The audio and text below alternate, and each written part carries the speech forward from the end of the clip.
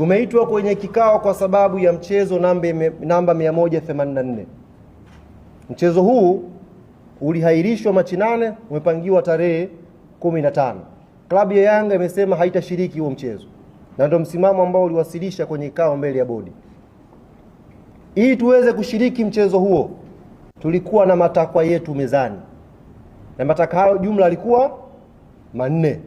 Katika haya 4, ndugu zangu waandishi wa habari, 3 ni matakwa ambayo tunaamini yakitekelezwa kwa haraka, klabu yetu ya Young Africans itakuwa tayari kwenda uwanjani kwa tarehe nyingine tofauti na 15 kwenda kucheza mechi ya Kariakoo Derby.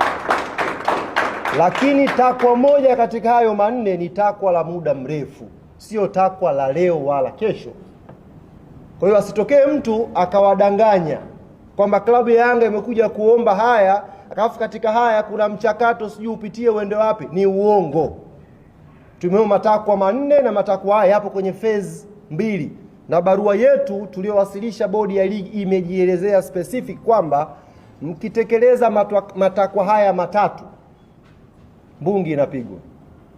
Ili moja ni takwa kwa ajili ya mpango wa muda mrefu.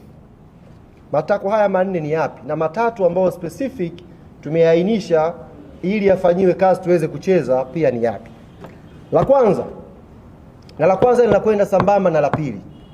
La kwanza, klabu ya Young Africans imetaka kuvunjwa mara moja na kujiuzulu kamati nzima ya uendeshaji na usimamizi wa ligi kuu Tanzania. Takwa hili linakwenda sambamba na takwa la pili la kujiuzulu kwa afisa mtendaji mkuu wa bodi ya ligi, CEO wa bodi ya ligi. Kwa nini takwa la kwanza na la pili linakwenda pamoja? Na kwa nini tumesema hili likitekelezwa klabu ya Young Africans iko tayari kucheza mchezo namba 184? Kwa sababu kuhairishwa mechi ya Machi 8, tunaamini kama klabu hapakufuatwa utaratibu na palikuwa pana uvunjwaji mkubwa wa kikanuni. Hapana utaratibu uliofuatwa na kulikuwa na uvunjwaji mkubwa wa kikanuni. Hivyo tunaamini